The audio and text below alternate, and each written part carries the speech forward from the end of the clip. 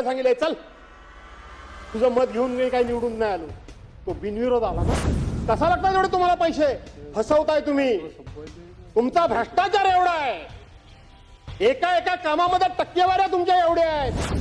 तुम्हीच बोलला होता शेतकऱ्यांची कर्जमाफी, तुम्हीच बोलला होता. कुठला काढला जुर्माना शोधून. मी शोधत होतो की तुमच्या कारकिर्दीमध्ये तुम्ही किती किती किती किती योजना बंद केल्यात, त्या सगळ्या मी शोधत होतो.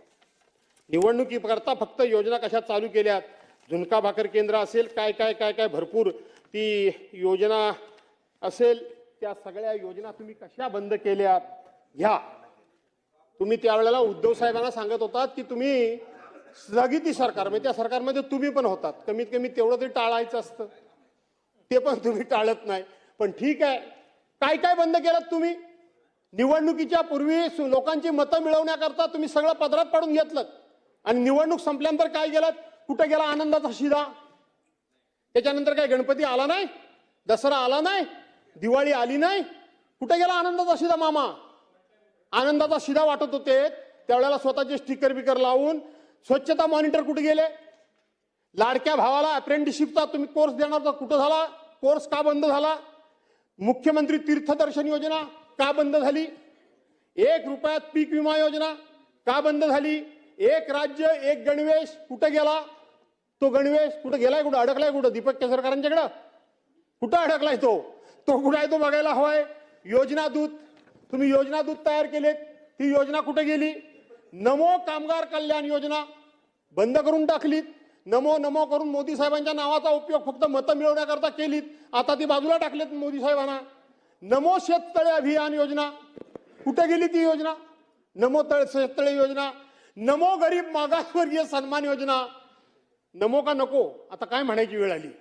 नमो गरीब मागासवर्गीय सन्मान योजना, नमो ग्राम सचिवालय योजना, नमो आदिवासी स्मार्ट शाळा योजना, नमो दिव्यांग शक्ती योजना, नमो तीर्थस्थळ व गडकिल्ले संवर्धन योजना. कुठे आहेत. मला वाटलं दादा काय मला थांबवतात की काय. नाही या नको, हे कुठे गेल्या ह्या योजना. या सगळ्या निवडणुकीकरता लोकांच्या समोर फंडे आणलेत, लोकांच्या भावनेनं हात घातलं. महिलांना सांगितलं 2100 रुपये देईन. अध्यक्ष महोदय मी जबाबदारीनं सांगतो, आज राज्याच्या डोक्यावर 9,32,000 कोटी रुपये कर्ज आहे. किती आहे. तुम्ही सगळे लबाड आहात. तुम्ही आमच्या बहिणींच्या नावाने खापर बोडताय. बाकीच्यांची काय मतं असतील मला माहित नाही, पण माझं पहिल्या दिवसापासूनचं ठाम मत आहे की हा डोक्यावर कर्जाचा डोंगर झालाय, ह्या आमच्या लाडक्या बहिणींच्या मुळे नाही. लाडक्या बहिणींच्या मुळे नाही. आठवण करा, आज कैलासवासी दादा इथं हजर नाहीत. निवडणुकीच्या पूर्वी सप्लिमेंटरी बजेटमध्ये आपण 46,000 कोटी रुपयाची तरतूद केलेली होती. 46,000 कोटी रुपयाची सरकारने तरतूद केली होती.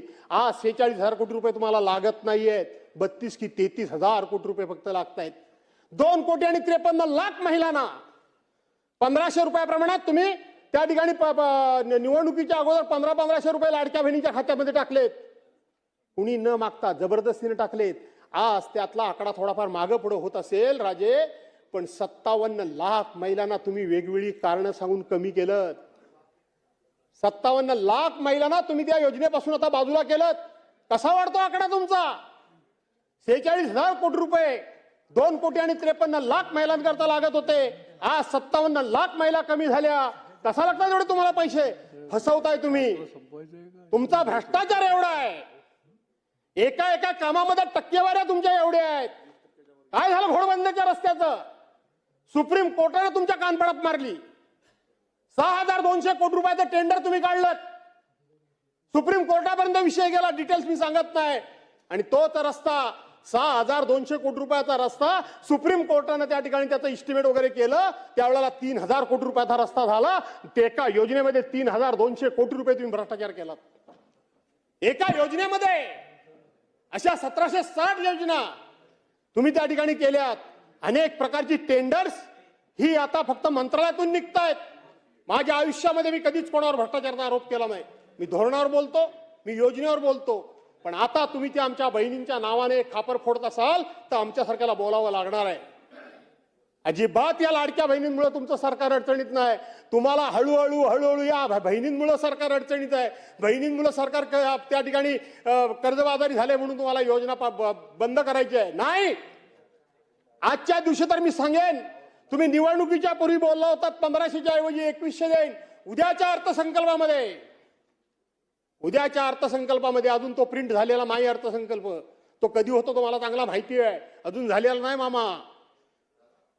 अरे कसा होईल मला माहिती नाही तो कधी होतो तो. आणि म्हणून आता 2100 रुपये द्या. 2100 रुपये. तुम्हीच बोलला होता शेतकऱ्यांची कर्जमाफी. तुम्हीच बोलला होता.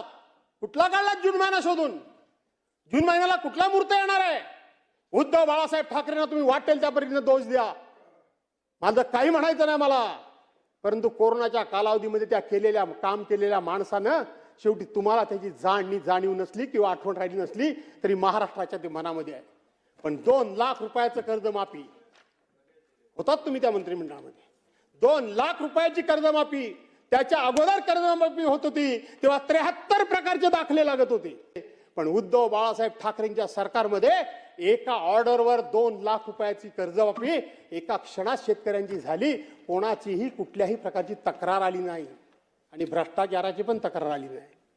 त्यांनी प्रोत्साहनपर योजना, जे प्रामाणिकपणे कर्ज भरतात, आपण ज्यांना भरणं शक्य नाही त्यांना मदत करतो, पण जे प्रामाणिकपणे कर्ज भरतात त्यांना सुद्धा प्रोत्साहन दिलं पाहिजे आणि त्यांना सुद्धा कर्ज भरण्याकरता उद्युक्त केलं पाहिजे. म्हणून 50,000 रुपयाची योजना त्याच वेळेला जाहीर झाली. काढून बघा बजेटचं पुस्तक. सरकार पडलं त्याच वेळेला 6,000 कोटी रुपयाची तरतूद त्या बजेटमध्ये तयार झालेली होती. त्या बजेटमध्ये झाली होती. म्हणून या राज्यपाल महोदयांच्या भाषणातून तुम्ही लोकांना फसवण्याचे जे काही उद्योग केले ते जरा बंद करा. पण मी तुम्हाला आता सांगतो की तुम्हाला आता भविष्यात हे फसवण्याची गरजच नाही. राज्यपालांचं भाषण चांगलं ठेवण्याची गरजच नाही. आता तुम्ही नवीनच फंडा काढला होता. नुकत्याच झालेल्या निवडणुकीचं उदाहरण उद्याच्या उत्तराच्या भाषणामध्ये या ठिकाणी दिलं जाईल आणि आम्हाला ऐकवलं जाईल. हे आम्हाला माहिती आहे. काय तुमची समाजामध्ये पद राहिले, काय तुमच्या पक्षाचं महत्व राहिलंय, काय तुम्हाला कोणी निवडून दिलं, कोणी आम्हाला निवडून दिलं नाही. नगरपालिकेमध्ये मी 1 मिनिटात अटकतो फक्त काय ते नाही मी ऑनलाईन राहत नाही. मी राहिलो तर बरेच मुद्दे आहेत पण नको आता ऑनलाईन नको. मी आता संपवतो. आणि म्हणून तुम्हाला मतं कोणी दिला नाही. नगरपालिकेला, नगरपंचायतीला, महानगरपालिकेला, जिल्हा परिषदेला, पंचायत समितीला कुणी मतं दिला नाही म्हणून मी जोर जोरात सांगाल. मामा आतला आवाज जरा विचारा. इतके वर्ष तुम्ही आम्ही सगळेच राजकारणामध्ये आहोत.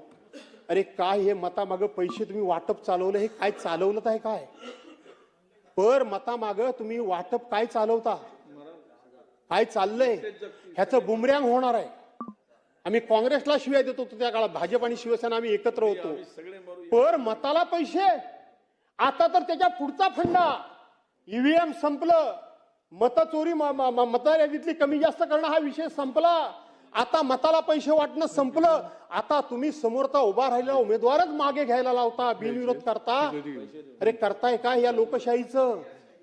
त्या मताला काय किंमत राहणार आहे की नाही?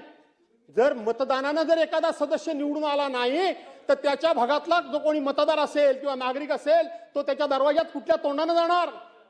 त्याला कुठल्या तोंडानं जा विचारणार की माझं तू काम केलंच नाही, मी तुला निवडून दिलाय, माझं मत दिलंय, माझ्या गावाचं काम केलंच नाही. तो सरळ सांगितलंय चल तुझं मत घेऊन मी काही निवडून नाही आलो. तो बिनविरोध आला ना.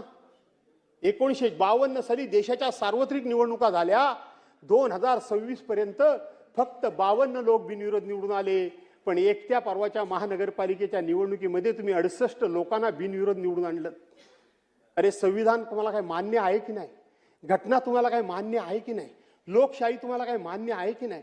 डॉक्टर बाबासाहेब आंबेडकरांनी देशाचे राष्ट्रपती असतील नाही तर माननीय पंतप्रधान महोदय असतील, हे मतदान केंद्रावर जेव्हा जातात तेव्हा त्यांना सुद्धा एकच मत देण्याचा अधिकार आहे.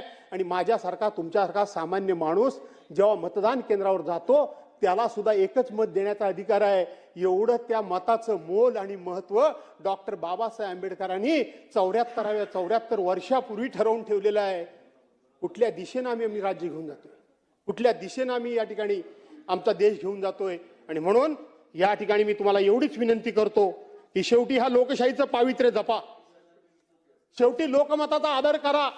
तो सत्ताधारी आहे की विरोधी आहे ते संख्येनं जास्त आहेत की मोठे आहेत याचा विचार न करता लोकशाहीला विरोधक पण पाहिजे आणि सत्ताधारी पाहिजे, तरच ही लोकशाही सन्मान मार्गाने चालेल, योग्य दिशेने चालेल. न पेक्षा एक चाक काढून ठेवलं तर नक्की दुसरं चाक हे तिरकत चालणार आहे, ते सरळ कधी जाणार नाहीये. आणि म्हणून आम्ही संख्येनं कमी आहोत, म्हणून आमची टिंगलटवाळी करण्यापेक्षा आमचा योग्य तो मान सन्मान राखा. आम्हाला लोकांनी निवडून दिलंय, आम्हाला तुम्ही एकही पैसा विकासाला देत नाही याचा अर्थ तुम्हाला असं वाटतं की तुम्ही आमची जिरवताय. आमची काहीही जिरत नाही. नियतीच्या मनामध्ये असेल ते घडेल, पण तुम्ही त्या भागाचंच वाटोळं लावताय, त्या भागातल्या जनतेबरोबर तुम्ही अन्याय करताय. तो करू नका एवढीच विनंती करतो. राज्यपाल महोदयांच्या भाषणाला विरोध का केला ते सगळे मुद्दे सांगितलेत. इथं अनेक मुद्दे या ठिकाणी सांगण्यासारखे आहेत. राज्यातली कायदा आणि सुव्यवस्थेचं किती वाटोळं लागलंय, किती बेरोजगार झालाय, त्या संदर्भात सुद्धा मला बोलायचं होतं, पण मी ते आता न बोलता मला आपण खूप वेळ दिला अध्यक्ष महोदय, आणि सभागृहाने सुद्धा मी जे जे बोललो ते पिन ड्रॉप सायलेंट ऐकून घेतलं, त्याबद्दल आपल्या सर्वांना धन्यवाद देतो आणि राज्यपालांच्या या भाषणाचा विरोध करतो.